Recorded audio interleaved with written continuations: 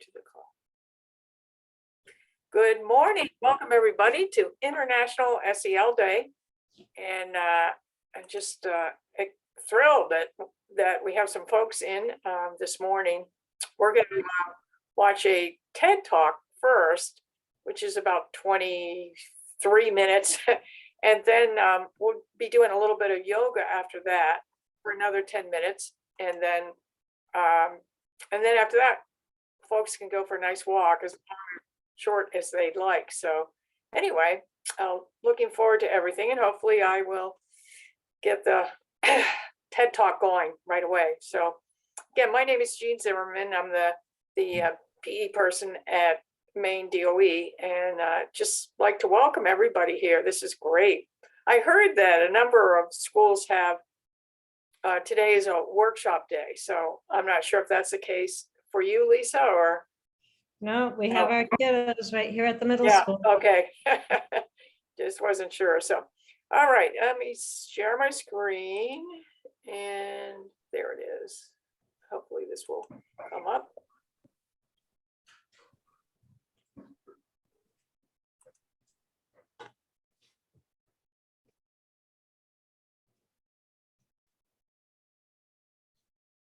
I always have to play around with this for some reason.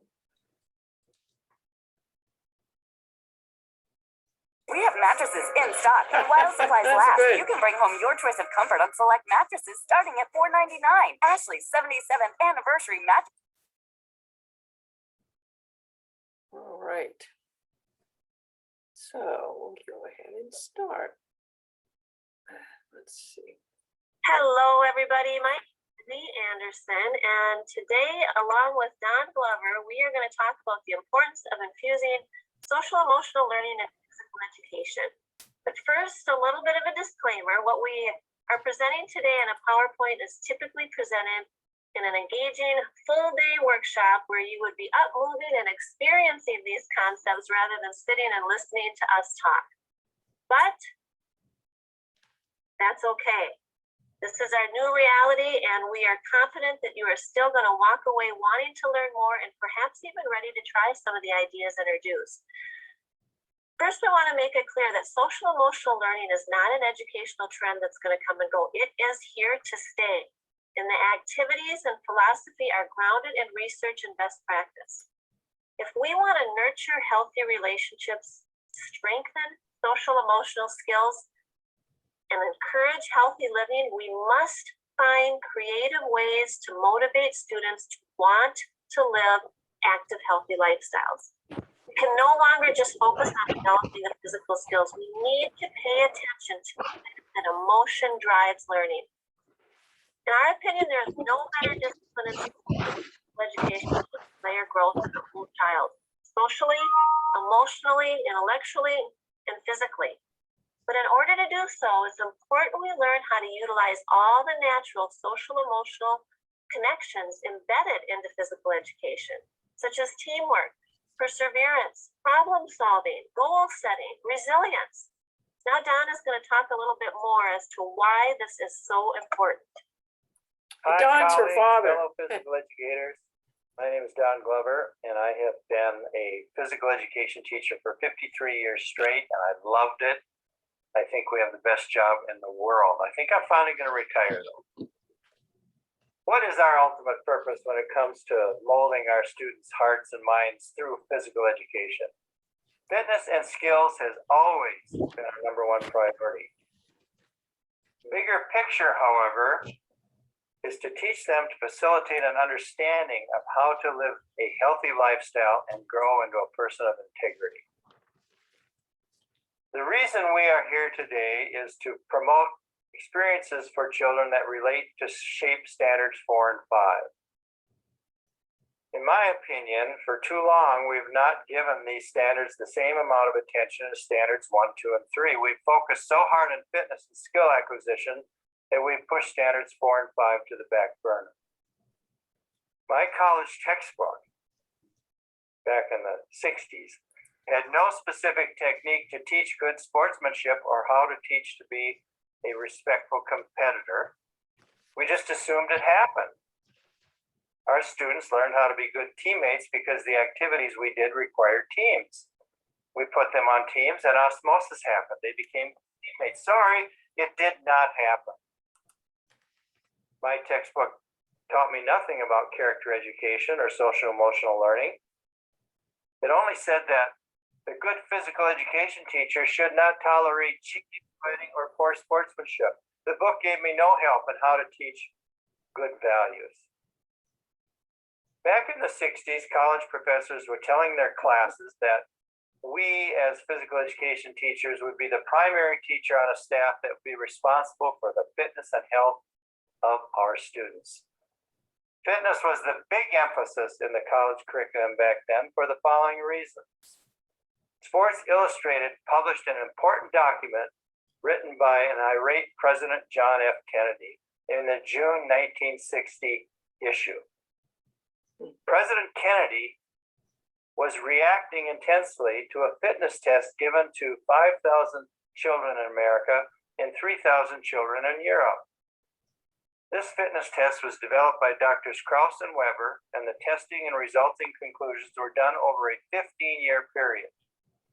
The results of this test were very shocking to educators, parents, and politicians all over our country. 57% of the American children failed this test. Only 8% of the European youngsters failed. Physical education reacted with a call to our students to become more fit. So during the 60s, 70s, 80s, and 90s, our major emphasis was on the psychomotor domain. We prided ourselves by working hard developing fitness and sports skills for our students. We went to workshops and conferences to find the latest creative ideas in the psychomotor domain. Rarely, if ever, was there a session at any of those workshops that taught us about the affective domain. But that was okay. We were attacking our students' fitness needs through better fitness techniques. Then the Surgeon General's report came out in 1996. It was a shocker as it started opening our eyes to the then looming obesity problem in our American children. How can it be? We've worked so hard on fitness for the last 3 decades. But once we found this out, we doubled down on fitness skills. We started adding more within our curriculum to creative fitness techniques. But in my opinion, the affective domain was pushed farther and farther into the background.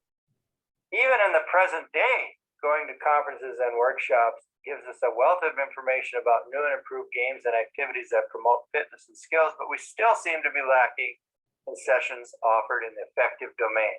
So, consider this statement, and here it comes. Perhaps the best way to turn kids onto fitness and activity is through the affective domain. With increased emphasis on the development of community and character, maybe we could make better inroads to the lifelong activity levels of our students. Maybe we've been attacking this obesity fitness epidemic the wrong way. 3 years ago, Clemson won the college football national championship. Before the game, Dave O'Sweeney, Clemson's coach, said that he told his players that love and community would win the game on Monday night, talking about the love that his players had for one another and for the staff and for the community they had developed. Margaret Hefferman, in her TED Talk of June of 2015, says, "What motivates people are the bonds, loyalties, and trust they develop between each other." Daniel Gilbert, a renowned psychology professor at Harvard, has written a book entitled Stumbling into Happiness. In this book, he states that the best predictor of human happiness is developing human relationships. How many of us have seen the sports section of the local paper and read how coaches and players remark about the closeness of their team? Indeed, many successful teams feel very connected with one another, just like a family does.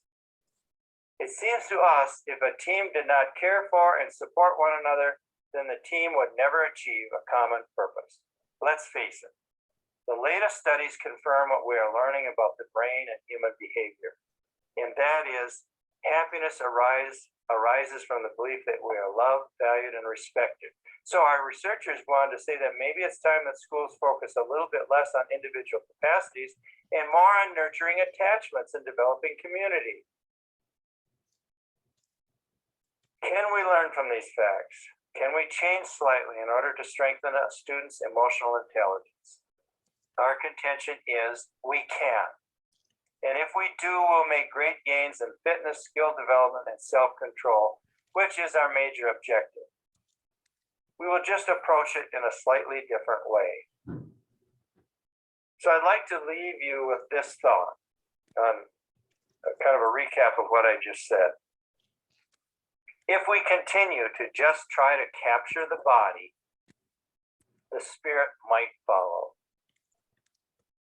But fellow physical education teachers, if we make some attempts to capture the spirit, the body will follow. Lee is going to talk to us about some ways to capture that spirit. Yeah, I think we laid the groundwork. We now understand the purpose. And I think it's clear we got to do something differently. We got to start focusing on relationships, connections, and empowering. And we need to teach these valuable social emotional skills. We can't just assume our students are coming to us with these. We can't get frustrated when they don't know how to listen or they don't know how to work together. Let's teach them. And a great way to do so is through wine charts. Being intentional about teaching these character traits, and we're allowing them to construct their own meaning. Why charts allows them to determine what valuable words feel like, sound like, and look like. And we think incorporating this into movement, have them do a walk and talk at the beginning of class, or a jog and jabber, or a warm up or cool down. And we think the very first word you start with is teamwork. All right, you're going to get together with a partner, or you're going to put them in groups. You folks are going to take a walk and talk around the field or the gym, and you're going to discuss what it feels like. You folks are going to discuss what it looks like. So now that they have figured out what teams look like, sound like, and feel like, let's put them into teams. I'm guessing most of you have been part of a team. It's a pretty awesome feeling being on a team, especially when they have strong connections. You feel that sense of belonging. We all want to belong. We all want to feel a sense of significance. These are basic human needs and big factors in motivation. And a big part of social emotional learning is developing positive relationships. Let's first teach them, then put them on teams and allow them to practice being a good teammate. We know that the physically fit and the athletic students likely feel that sense of belonging in physical education. But what about the millions of kids in our country who are obese or struggle with childhood disease? How do we connect with those students? How do we hook them? And how do we inspire a love for fitness and healthy living in those students? We propose that kids report right to their teams when they come into class. They have that immediate sense of belonging. And once we put them into teams, the first thing they're going to do is a team pack. A team pack is a proactive way to solve problems. And they come up with behaviors or specific things they're going to do to make sure that their team is successful. This is an example of a 5th grade team pack. They wrote down that they're going to listen to each other. They're going to let everyone have a chance to talk or share ideas. They're going to work hard. They came up with this. After teams come up with their team back, have each student on that team sign their name and then pepper the walls with these team packs. And if a team's having a problem, just have them go revisit their team pack and see if they can come up with a solution together. Once they have a team pack, we say they have to create a team name and a team cheer. That's another way to create that unity. And even a team handshake. Because then when they come in, maybe you have them do their team handshake at the beginning of class. That would be a way that they would be greeted. And now Don's going to talk a little bit more about team warm-ups. And I'm just going to say one thing about these warm-ups and the greetings. We warm up for class anyway. Why not do it in a way where we're also building, strengthening those bonds in their teams and building relationships? So Don, you want to talk a little bit about greetings and warm-ups? I do, but I want to comment first on the team formation. That's really a good idea. When I started, I had them in squads. The kids would come in and get in their squads. So they'd be looking at the back of someone's head, and that did nothing to develop community. Or I had them come in and find a space, get away from anyone else, and that did nothing to develop community. Or come and gather around me. I like your idea of having them come in and get to their, report to their teams. The teams would be sitting in a circle. They're looking at one another in the eye. Everyone is equal. And they stay on that team the whole year. Lee, that's a great idea. Thanks. Okay. And then greetings. Every child should have their name spoken sometime during the day in school. It should always happen in physical education. So during the first week, I greet. I teach the kids how to teach them how to do a high five or a fist bump and welcome them to physical education. I don't have time to greet every day, so I would say now to my students, who would like to greet tomorrow? I would, Mr. Glover, I would. Okay, you come and you be the first one in line. You come into the gym first and you turn and you greet everyone and welcome them to physical education. Now, teachers, you've got 30 new greetings. Or you could have a team line up and form an arc, and the other teams could run through as they go and sit in their teams. Or, like Lee said, you could have a secret team handshake. And so, all right, students, come on in. No greeter at the door today. Just come on in, go to your team, and do your secret team handshake. And now everyone is greeting everyone else. Then we'll warm up. Now, in our book, the instant activities, I'm going to put it up here. I don't know if you can see it. But in our book, team building through, building character, community, and a growth mindset in physical education. I'm not trying to sell you a book, and I don't want to get into that, but we have a lot of large group warm-ups, but we also have team warm-ups. Like Lee said, if we're going to do things together and develop that community, let's warm up as a team. Here's some more team warm-ups that are in the book, and you can see on the right the students doing their team cheer or their team break. And a team break is so important. That helps develop community. It's the last thing the students do. That it brings them together, it fires them up for either the warm-up or the activity. So if you get a chance, find someone that has the book if you don't want to buy it, and look through some of these team warm-ups. Lee? Yes. All right. And the beautiful thing, again, as I said, is they're moving while they're doing it. It's play with the purpose. This is meaningful activities. We talked about how to create community and strengthen bonds and maintain positive relationships within your class. Now we're going to focus on teaching character education, teaching those powerful words that we want our kids to understand and to live. These are some words that, just a few of them that are in our book, focus words, that I suggest doing one word a month. I know my dad suggests one a week. You know your program best. But anyway, so these are some of the words, and we use these techniques to teach those words. So say we're working on compassion for the month. We might use a video. We might have some songs or inspirational sayings, and definitely some games that would teach compassion. One of our favorite ways to teach these words is through videos. I love these videos because kids have an instant connection and it taps into their emotion. Most of these are kids doing amazing things. Kids showing what a growth mindset looks like, sounds like, feels like. Kids demonstrating what compassion looks like, sounds like, feels like. And these are real stories. And if they tap into the emotion, kids are going to learn it faster and they're going to remember it more. Another way to teach these powerful words are through character education games. And again, these are games where they're active, but they're also practicing these valuable skills that we want them to learn. Dad, do you want to talk a little bit about these? Okay, well, reflection scenarios, focus words, inspirational sayings, stories, games, songs. I want to focus out here on the games. We spent a lot of time developing games in that book that I showed you. And there are a lot of games that incorporate character education and fitness together.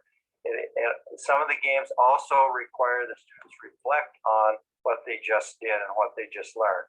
So I think that these games are unique in that they not only get kids moving, but they get them thinking as well about character and what it means to them. So Lee, I'm proud of these games. I hope the teachers look at them.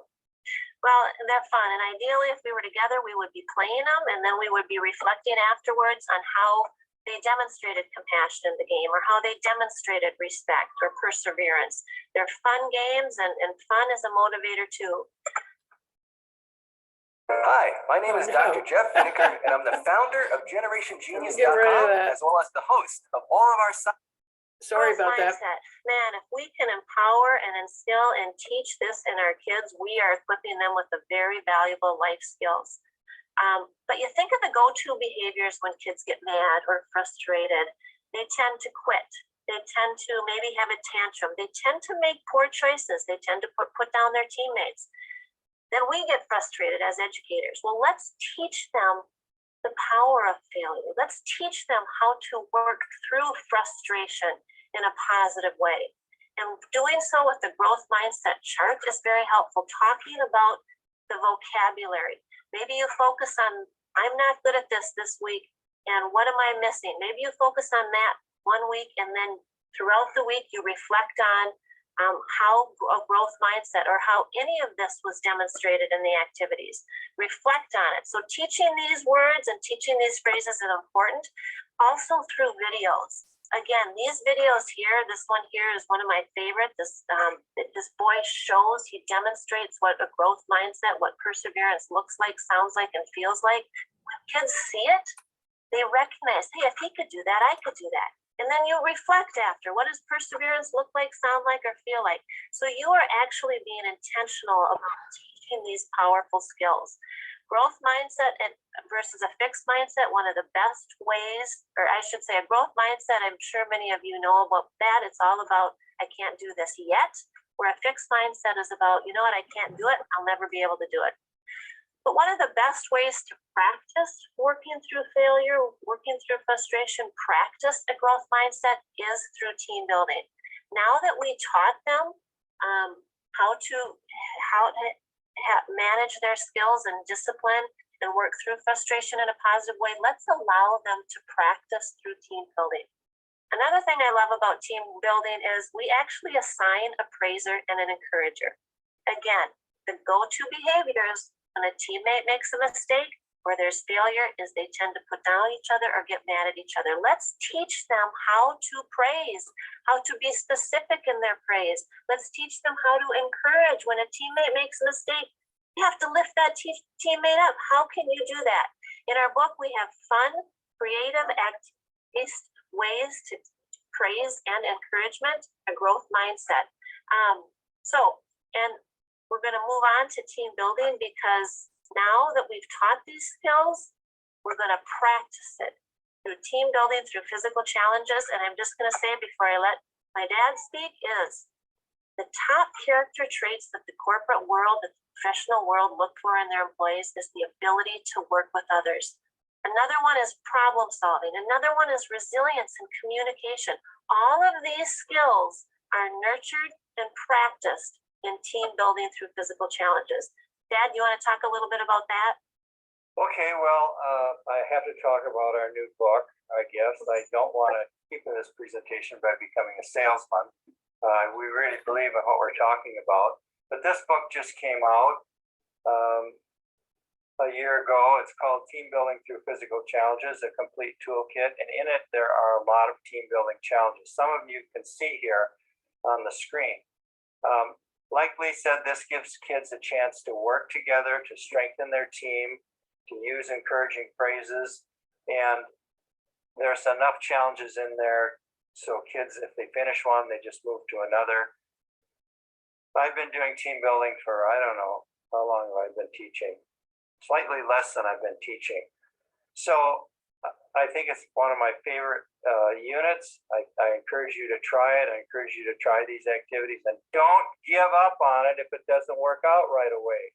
This is a slow, gradual implementation of character education team building. It might be different than what you've done.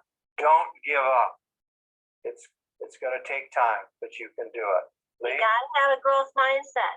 And it just reminds me, I worked with a physical education teacher once. I was setting up team building in the gym, and he came in and he goes, team building, I tried that with my students and it was a failure. All they did was fight and complain and get mad at each other. And I thought, that's the beauty of team building. We are teaching them the other way. We're teaching them those positive skills, and then we're giving them a safe space to practice them through these physical challenges. But then it's important you reflect on those desired behaviors. We are a full speed ahead society. We do not take the time to sit back and reflect and build on what's working and problem solve through what's not. So after the first few challenges, have them talk about what's working well. How did we involve everyone? How did we handle failed attempts? How did we demonstrate teamwork? They're talking about it. This is reinforcing those desired character traits we want to see in them. We have probably gone too long, and this is probably what, our 39th attempt at this, Dad? Talk about a growth mindset. We've had to model it, and you have to model it as teachers as well. So, Don, you want to close with any of your parting words? Well, if you don't remember anything, just remember this. Try to capture the spirit. And hopefully we've given you some techniques to capture that spirit. It's important that we start teaching to that. So I'll see you at a workshop. Lee and I have been all over the country doing workshops. We'd love to come to your community. See ya. Thank you. All right. All right, and now I have information for that, and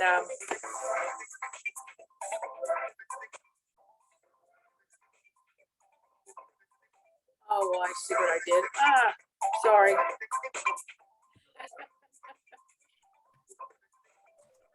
Jean, that was amazing. I love those That was ideas. so good. It's just, I gotta get, Yeah, your YouTube is still going. I thought I shut that off and I didn't. Okay, there we go. My goodness. Okay, try again here. My technological difficulties are in full evidence. But anyway, yeah, no, they were really good, and I have the names of their books. And then what I found interesting, they were father-daughter, Oh, and loved it. yeah, and yeah, so they had I thought a lot of helpful tips. Any reactions from folks? Oh yeah, and Susan put the she put the YouTube connection in the chat box, so you can see that. You can also like, I Googled their names, and then that's how I found like that book, because Amazon sells it. But their names are Don Glover and then Lee Anderson, and I'll put that in the chat. I think Mayford should get them here in person. We need them. I love that father-daughter connection. Yeah.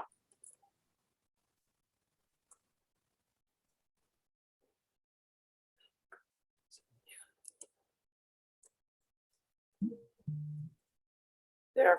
So I put their names in there.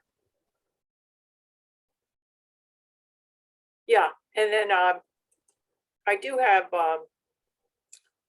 anyway, I'll get the links for the other information. So any comments, any thoughts from anybody? Otherwise, we'll move into our yoga. Let's see, I have to put sheets for multiple. Love the practicality of it, positivity and practicality of it. Yeah. Yeah, it's just, it's funny. It's like, we're like, oh yeah, you'll learn sportsmanship just by playing. It's like, no, not exactly. And But I think too, I've never been a PE teacher, but I've coached a lot of sports teams, and obviously there's a lot of similarities there. And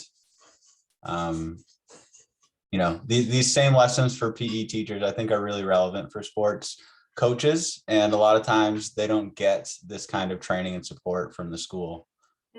So that's something to think about too. that's a very good point, Matt. And then, you know, coaches are like tremendous role models. And so, you know, you watch their behavior and you can tell from their team in terms of, you know, what they're doing.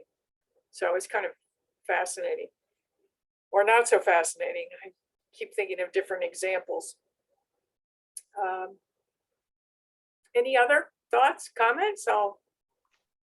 Ashley, great. Yeah, hi everybody. That was great. I missed the first little bit, but I can check on the recording. But I have to say, from a parent perspective, they do a lot of kind of social emotional learning at my kids' school, and I find it really helpful as a parent because they're like words and languages that they're using and practicing during the school day that I sort of catch on to, or sometimes the teachers, you know, keep us posted on what they're doing. And, you know, as somebody that's aware of this issue and knows the value of moving our bodies and using language that helps us sort of process, like, you know, working together and whatnot, it's really helpful as a parent to be able to collaborate with the school on that shared understanding and that shared language. So I think when we're doing this, or when educators are doing it, the value in communicating that with the families has really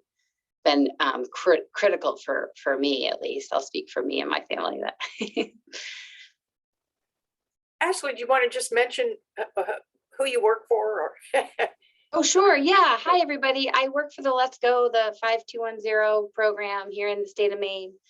Many of probably, I'm looking at names of any regular state champions, but yeah. And I loved seeing, I actually emailed Emily Walters, our director, when I was listening to it, of like, just that constant connection around movement, and that they were talking about obesity in this presentation, that all that connection between that's just like our health and our overall wellness within the school environment, and how they're all these things are connected, which is like, I just chatted with Julie the other day about as we're sort of thinking about what we want to sort of bring forth from the Let's Go's perspective. So anyways, yeah, I'm a program manager with them and happy to tune in. And I really like the format of this, by the way. I just want to put it out there of just sort of being able to tune in when you can. So thanks for setting it all up, DOE. thank you, Ashley. Appreciate you coming on. That was definitely fantastic. Yeah, it's so interesting how, you know, and people who don't like to exercise or don't like movement, it's like, okay, so how can we get students just to buy into, you know, it's supposed to be fun. It's supposed to be enjoyable. It's not supposed to be torture and you get picked on and all that other stuff. So that's good. And Matt, I'm glad you brought up the coaching aspect.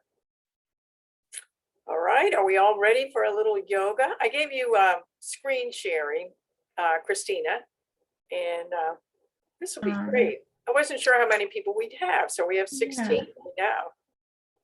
So I'm just going to be using my camera. Bear with me with, I'm going to do like a couple standing things, and then I'll have to like move it so you can see me on the floor. So I don't know how, I don't know where you guys are and at your home or in the office, but like you should be able to do these from anywhere. So I would just clear some space. You don't need a mat or anything, but I have a mat just to give you the full effect.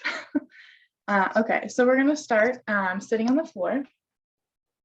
So I'm just going to move my computer. Yep. So finding a comfortable seated position. If you want to have your camera off, you can do that. That's totally fine. Whatever you're comfortable with. Can you hear me okay, Jean? Yes. Yeah. Okay. You just So moved to a different cube. So I mean, on my screen. Yeah. So you're all set. Okay. Thanks. Perfect. And if you could just give me like a 2-minute warning, that would be lovely. Sure. Thank you. Okay, so we're just going to start in a seated position.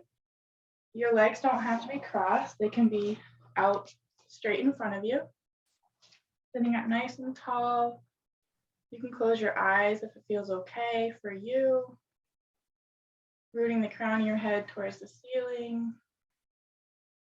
Hands can be in your lap comfortably, or place one hand on your heart, one hand on your belly. Take a big breath in through the nose. Breathe out through the mouth. We'll take a couple more of those. So breathing in for a count of 4 in through the nose. Breathe out through the mouth.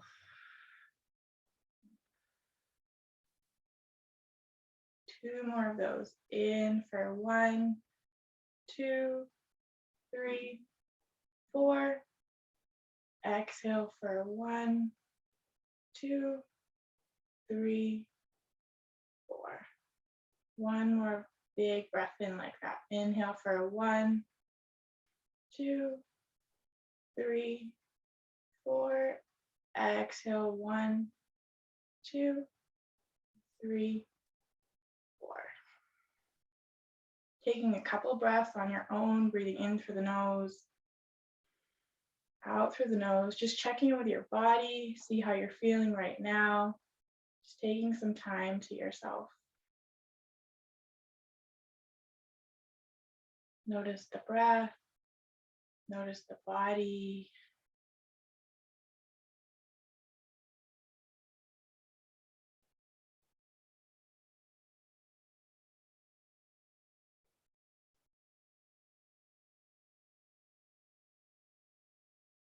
Take another big breath in. Breathe it out. Bring your hands to your knees. Inhale, reach up. Exhale, palms come to your heart. 2 more of those. Inhale, reach up. Exhale, palms come to your heart.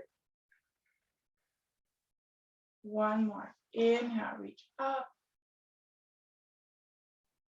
Exhale. This time we're going to inhale, reach up. Exhale, twist to your right side. So keeping a nice long spine. If it feels okay, you can look over that shoulder. If not, you can just look to the side.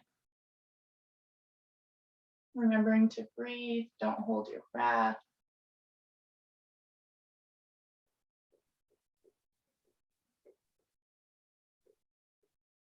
Inhale, reach back up to center. Exhale, twist to the left side.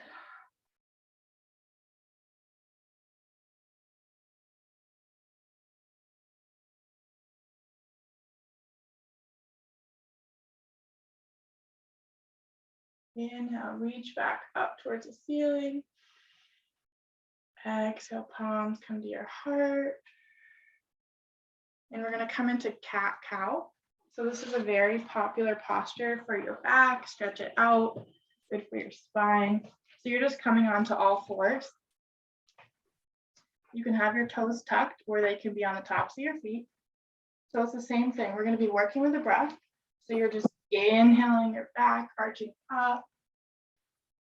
Exhale, tuck your chin. Inhale, up, cow. Exhale, tuck the chin, cat. 2 more of those. Inhale, up. Empty it out. Last one. Empty it out. Come back to your flat back, so neutral spine. Tuck your toes under, pressing back into downward dog. So it's like a big upside down V. Stretches out your legs, your lower back. Press into your palms. Bend one knee and then the other. We call this walking your dog out.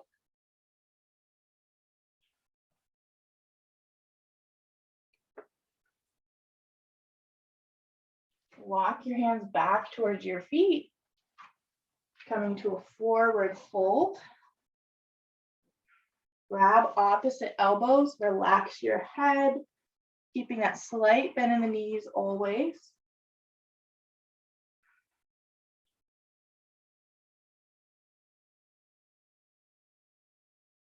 Release your hands down to the floor. Take one leg back. So I have my right knee going back, my left knee is lunging forward, palms are on the floor. Just move this up just a little bit.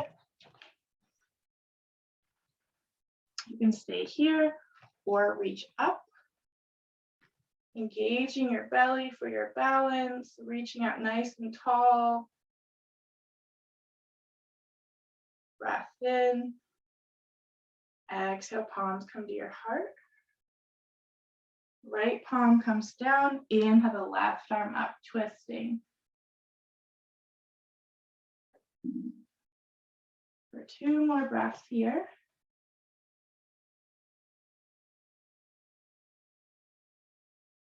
Palms come down to the floor.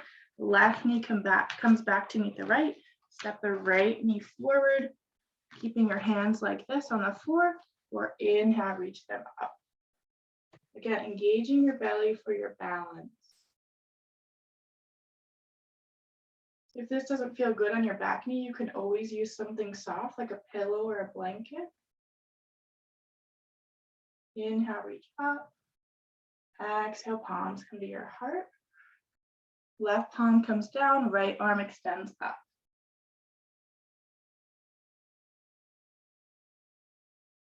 Two more breaths here. In through the nose, out through the nose.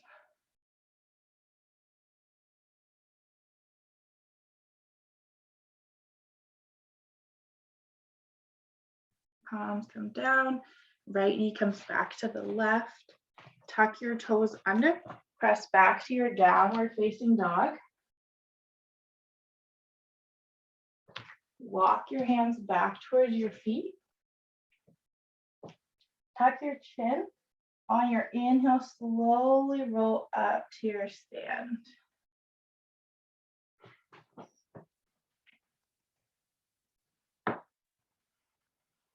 Coming into what we call mountain pose. So your feet are about hip width distance apart. Relax knees, shoulders go up and back. Navel comes to spine. This is a great posture for just grounding your body, and just being aware of your breath. And just checking in. So what is your true north, we call it?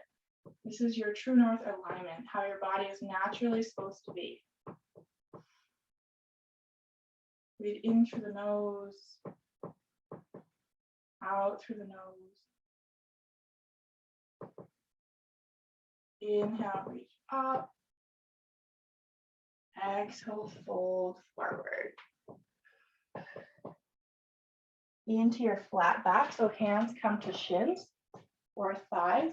Draw your shoulder blades together. Fold forward. Tuck your chin, slowly roll back up, using one vertebrae at a time. And we'll do that 2 more times. So Yeah, but inhale, about 2 reach more up. minutes. How many minutes? About 2 more minutes. 2 minutes, okay. Inhale, reach out, we'll do 1 more. Exhale, fold forward. Inhale to your flat back. Exhale, fold. Walk your hands back out to your downward facing dog. Knees come down to the mat. Make your way back into your seated position. Sitting up nice and tall. Hands come back to one hand on the heart, one hand on the belly, or hands on the knees. Keeping a nice long spine. Close your eyes if it feels okay. And just allowing the body to ground. Breathe in through the nose. Out through the nose.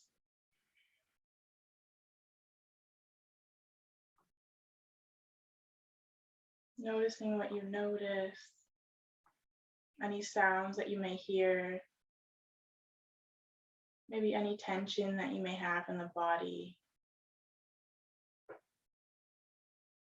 See if you can breathe into that space and let any of it go.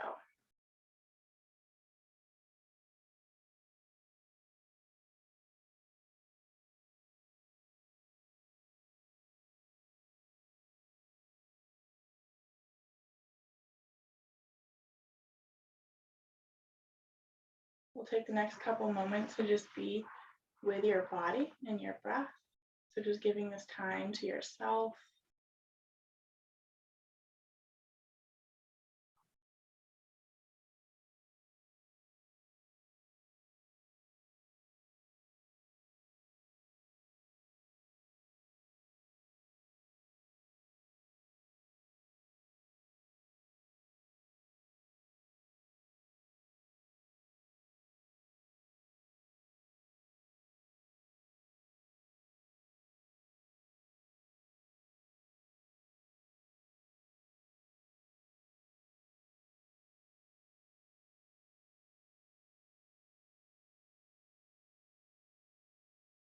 We have about 10 more seconds here.